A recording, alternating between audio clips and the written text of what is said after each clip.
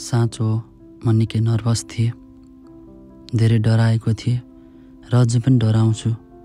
तर तपाईँले किन भन्नुहुन्छ कि म पागल छु? मेरो रोगले मेरो इन्द्रियलाई तीव्र बनाएको थियो।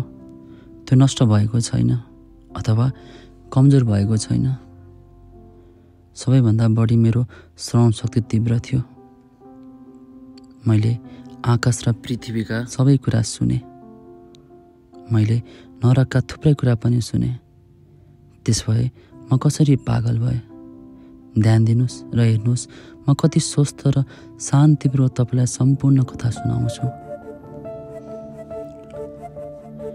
यो भन्न असम्भव छ कि पहिलोपटक विचार मेरो दिमागमा कसरी प्रवेश गर्यो। तर एकपटक यसले मेरो मस्तिष्कमा घर बनाइरह्यो। यो दिन रात मलाई सताउँथ्यो। कुनै कारण थिएन, कुनै उत्तेजना थिएन। म वृद्धलाई माया गर्थेँ। उसले मलाई कहिले अन्याय गरेन। उसले मलाई कहिले अपमान गरेको थिएन। उसको सुनको लागि मलाई कुनै चाहना थिएन। मलाई लाग्छ कि यो उसको आँखाले गर्दा हो, यो आँखा नै हो। उसको एउटा आँखा गिद्धको जस्तो थियो, राम्रो निलो आँखा, जसको माथि एउटा आवरण थियो। जब त्यो आँखा म माथि पर्थ्यो, मेरो लगत चिसो हुन्थ्यो। र त्यसैले धेरै धीमा धीमा धेरै क्रमिक रूपमा मैले निर्णय गरेँ कि मैले वृद्ध व्यक्तिको जीवन लिनुपर्छ र यसरी त्यसको आँखा सधैँको लागि मबाट छुट्याउनु पर्छ। अब यो मुख्य कुरा हो। तपाईँ मलाई पागल सम्झनुहुन्छ। पागलहरूले त केही थाहा पाउँदैनन्। तर तपाईँले मलाई देख्नु पर्थ्यो। तपाईँले देख्नु पर्थ्यो कि मैले कति चतुराईसँग, कति सतर्कता र योजना बनाउनको साथ काम गरेँ। मैले उसलाई मार्नु अघि उसको साथ म कहिले यसरी राम्रो र कोमल व्यवहार गरेको थिइनँ। र हरेक रात मध्यरातको आसपास म उसको कोठाको ढोका खोलेर जान्थेँ। ओ धेरै हल्का। र त्यसपछि जब मैले मेरो टाउको राख्नका लागि पर्याप्त ठाउँ बनाइसकेको थिएँ, मैले एउटा अन्धकार ल्याट्रिन राखेँ, पूर्ण रूपमा बन्द ताकि कुनै बत्ती नझल्कोस्। र त्यसपछि मैले मेरो टाउको राखेँ। ओह, तपाईँ हाँस्न थाल्नुहुन्थ्यो यो देखेर कि मैले कति चालाकीका साथ यसलाई राखेँ। मैले यसलाई ढिलो अत्यन्त ढिलो गरी अघि बढाएँ ताकि वृद्धको निन्द्रामा कुनै विघ्न नपरोस्। यसमा मलाई 1 घन्टा लाग्यो मेरो टाउकोलाई यति दूरी राख्न कि मैले उसलाई उसकै स्थितिमा सुतिरहेको देख्न सक्थेँ। के कुनै पागल यति बुद्धिमानी हुन सक्छ? अनि जब मेरो टाउको राम्ररी कोठाभित्र पुग्यो, मैले बत्ती सावधानीपूर्वक खोलेँ, अति नै सावधानीपूर्वक। मैले यसलाई मात्र यति खोलेँ कि एक पातलो प्रकाशको किरण त्यस वृद्धको गिद्ध जस्तो आँखामा परोस्। र मैले यो 7 रातसम्म लगातार गरेँ, हरेक रात ठिक मध्यरातमा। तर मैले त्यो आँखालाई सधैँ बन्द पाइरहेँ। त्यसैले मेरो काम सम्भव थिएन, किनभने मलाई वृद्धको व्यक्ति होइन तर उसको दुष्ट आँखाले सताउँथ्यो। अनि प्रत्येक बिहान जब दिन ब्रेक हुन्थ्यो, म ढुक्क भएर उसको कोठामा जान्थेँ, आत्मविश्वासका साथ कि उसलाई बोलाउँथेँ। उसको नाम लिँदै ऊ कसरी सुत्यो भनेर सोध्थेँ। अब हेर, ऊ साँच्चै नै असाधारण बुद्धिमान हुनु पर्थ्यो यदि उसले अनुमान गर्न सकेको भए कि हरेक रात ठिक 12 बजे म उसलाई सुतिरहेको बेला नहाइरहेको थिएँ। 8औं रातमा म ढोकाको चुकुल खोल्न झन् अघि भन्दा बढी सावधान भए। एउटा घडीको मेडको सुईभन्दा पनि बिस्तारै ढोका खोल्दै थिए। त्यो रातभन्दा पहिले मैले आफ्नो क्षमताको पराकाष्ठ कहिले महसुस गरेको थिइनँ। म विजयको उत्तेजनाले भरिएको थिएँ। म सोच्दै थिएँ, हे भगवान्, म ढोका बिस्तारै खोल्दैछु अनि उसले मेरो रहस्यको बारेमा कल्पनासम्म गर्न सकेको छैन। म आफैलाई हाँस्न रोक्न सक्दिनँ। सायद उसले सुनेको हुनसक्छ, किनभने ऊ अचानक ओछ्यानमा हलचल गर्यो, झसङ्ग भयो। अब तिमीले सोच्न सक्छौ कि म डराएर पछि हटेँ, तर होइन। कोठाको चोरको डरले बन्द गरिएको झ्यालहरूको कारण घनघोर अँध्यारो थियो। त्यसैले म निश्चिन्त थिएँ कि उसले ढोका खुलिरहेको देख्न सक्दैन। म बिस्तारै बिस्तारै अगाडि बढ्दै गएँ। मेरो टाउकोभित्र पुगिसकेको थियो र मैले बत्ती खोल्न लाग्दा मेरो औँठी टिनको कब्जामा चिप्लियो। वृद्ध मानिस तुरुन्तै ओछ्यानमा उठ्यो र चिचायो, को हो त्यो? म पुरै शान्त बसेँ। केही भुलेको छैन। पुरै 1 घन्टासम्म कुनै हलचल नगरी बसेँ। मैले उसलाई फेरि सुत्ने आवाज सुनेको थिइनँ। ऊ अझ पनि ओछ्यानमा बसेर सुन्दै थियो, ठिक त्यस्तै जसरी म धेरै रातसम्म भित्ताभित्रको मृत्यु घडीको ध्वनि सुन्दै आएको थिएँ। त्यसपछि मैले हल्का करुणाजनक सुस्केरा सुने, जुन मैले तुरुन्तै चिने। यो मृत्युद्वारा उत्पन्न हुने भएको सुस्केरा थियो।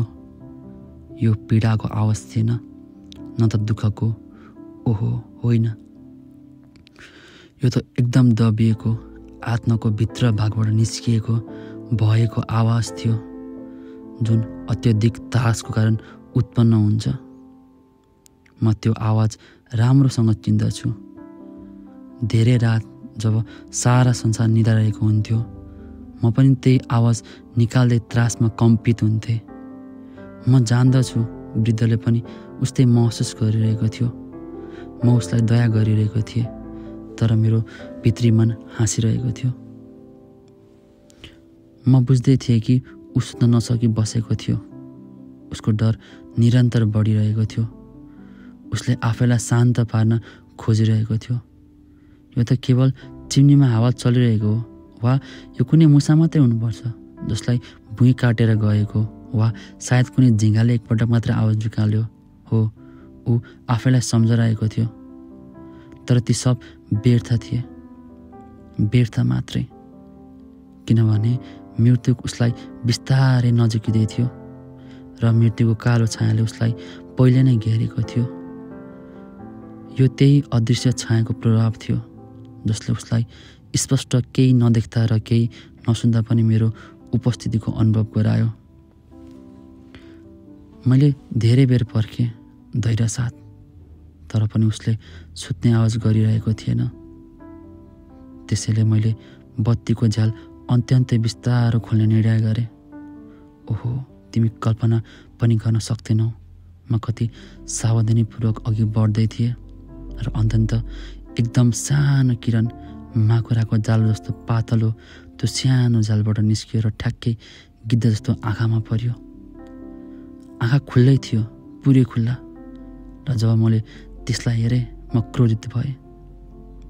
मैले त्यसलाई अत्यन्त स्पष्ट देखेँ, निलो, फिक्का निलो, अनि त्यसमा एउटा भव झिल्ली फैलिएको थियो जसले मेरो हड्डीहरूसम्म चिसो बनायो। तर म वृद्ध मानिसको अनुहार वा शरीर केही देख्न सकिरहेको थिइनँ, किनभने मैले बत्तीको किरण केवल त्यस श्रापित आँखा मात्र केन्द्रित गरेको थिएँ। र अब मैले तिमीलाई भनिसकेको छैन र, जसलाई तिमी पागलपन सोचिरहेछौ, त्यो त केवल मेरो अति सूक्ष्म संवेदनशीलता मात्र हो। अब ठिक यही क्षण मेरो कानमा एकदमै हल्का तर चाँडो धड्कन सुनियो, मानौ कपासले बेरेको घडीको आवाज। म त्यो आवाजलाई राम्रोसँग चिन्छु।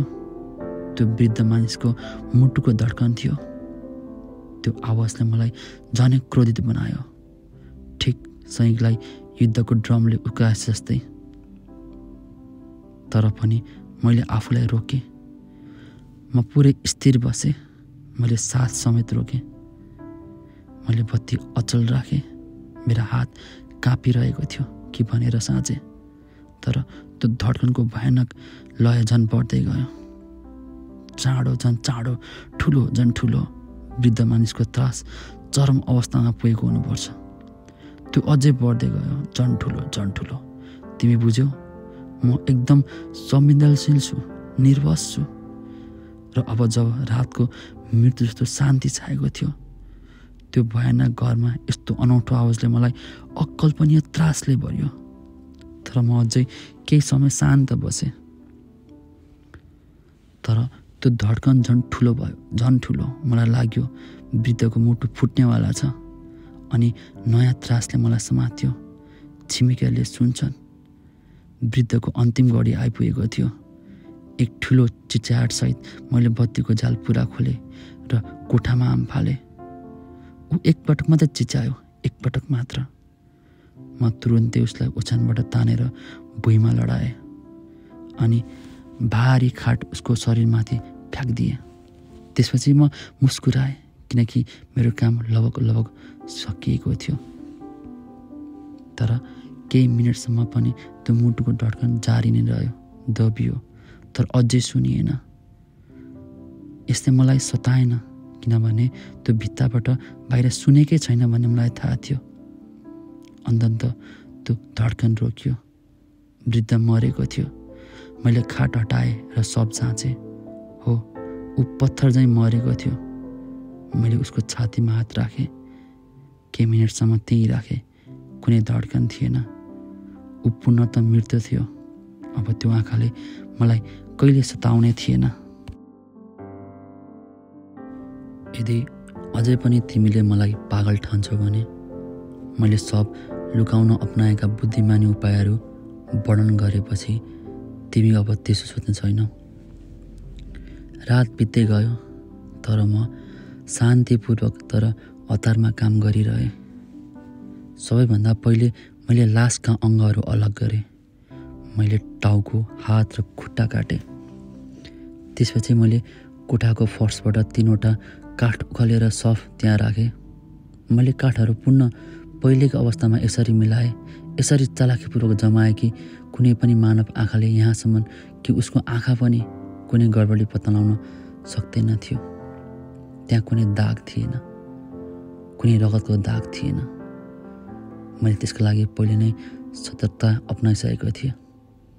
सबै रगतलाई एउटा ठुलो भाँडोले समातेको थिएँ। जब म आफ्नो काम सकाएर उठेँ, बिहानको 4 बजेको थियो। तर अझै पनि रातको अँध्यारो जस्तै थियो। घडीले 4 बजेको सङ्केत गरेसँगै ढोका डटकाइयो। म हल्का मन लिएर खोल्न गएँ किनभने अब मलाई के नै डर थियो र। 3 जना मानिसहरू भित्र आए। उनीहरूले आफूलाई पूर्ण विनम्रताका साथ प्रहरीको अधिकृतका रूपमा परिचय गराए। राति छिमेकीले एक चिच्याहाट सुनेको थिए र शङ्का उत्पन्न भएको थियो। प्रहरी कार्यालयमा खबर पुगेको थियो र अनुसन्धान गर्न उनीहरूले पठाएको थियो। म मुस्कुराएँ किनभने मलाई के नै डर थियो र मैले उनीहरूलाई खुलेर स्वागत गरेँ। मैले भने त्यो चिच्याहाट मेरो आफ्नै थियो। सपनामा डराएर चिच्याएको थिएँ। बुढा मानिस त गाउँ बाहिर छन्। मैले उनीहरूलाई घरिघरि घुमाएँ। सोध्नुहोस्, खोज्नुहोस्, जहाँ चाहनुहुन्छ खोज्नुहोस्। अन्त्यमा म तिनीहरूलाई बुढा मानिसको कोठामा लिएर गएँ। त्यहाँ सम्पत्ति सुरक्षित थियो, केही पनि चलाइएको थिएन। म आफैको विजयमा यति उत्साहित थिएँ कि मैले प्रहरी अधिकृतहरूलाई बिसाउन कुर्सी ल्याएँ। मैले सम्पूर्ण हिम्मत र विजय घमण्डमा मैले मेरो आफ्नो सिट ठिक त्यही स्थानमा राखेँ जसको तल लास गाडिएको थियो। प्रहरीहरूले सन्तुष्ट भए। मेरो व्यवहारले उनीहरूलाई ढुक्क तुल्याइसकेको थियो। म अत्यन्तै सहज देखिन्थेँ। उनीहरू बसे र म रमाइलोपूर्वक उत्तर दिन थालेँ। उनीहरू सामान्य कुराकानी गर्न थाले। तर केही बेर मलाई असहज महसुस हुन थाल्यो। मेरो टाउको भारी भयो। मलाई उनीहरू तुरुन्त जान्दिए हुन्थ्यो जस्तो लाग्न थाल्यो। मेरो कानमा सानसाना आवाजहरू गुन्जिएको महसुस गर्न थालेँ। ध्वनि स्पष्ट हुँदै गयो, झन् स्पष्ट हुँदै गयो। म छिटो छिटो बोल्न थालेँ तर ध्वनि झन्झन बढ्दै गयो। अन्ततः मलाई लाग्यो त्यो आवाज मेरो कानभित्रको थिएन। अब म पक्कै पनि पहिलो भएको हुनुपर्छ। तर मैले झन् खुलस्त बोल्न थालेँ। मेरो स्वर उच्च भयो तर त्यो आवाज अझै बढ्दै बढ्दै गयो। त्यो कस्तो आवाज थियो? धप धप धप धप, छिटो र मधुरो, मानौ कपासले बिरेको घडीको टिक टिक टिक टिक टिक टिक। मैले सास फेर्न गाह्रो महसुस गरेँ। तर तिनीहरू सुनिरहेको थिएनन्। म छिटो छिटो बोल्न थालेँ, झन् जोडले बोल्न थालेँ। आवाज अझै बढ्दै गयो। मैले क्रोधले टेबल ठोकेँ, कठोर रूपमा हिँड्न थालेँ। तर त्यो आवाज अझै बढ्दै गयो। ओहो भगवान्, म के गरूँ? म रिसले पागल भएँ। मैले चिच्याएँ, कुर्सी उठाएर भुइँमा बजारेँ।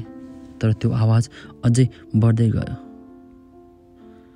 उनीहरू किन हाँसिरहेका थिए? के उनीहरूलाई थाहा थियो? के उनीहरूले सुनेका थिए? के उनीहरूलाई मलाई मात्र चिडाएको थियो? ओह, म त्यो घिनलाग्दो महसुस सहन सक्दिनँ थिएँ। त्यो पीडाभन्दा केही पनि सहन सक्दिनँ थिएँ। अब म या त चिचाउनु पर्थ्यो या त म मर्न थियो। अनि हेर्नुहोस्, त्यो आवाज झन् बढ्दै बढ्दै अझ तीव्र भयो। झन् झन् झन् झन्। दुष्टहरू, म चिच्याएँ। अब ढोङ नगर, म स्वीकार गर्छु। काठ उकालेर हेर, यहीँ छ, यहाँ। यो उसको घिनलाग्दो मुटुको धड्कन हो।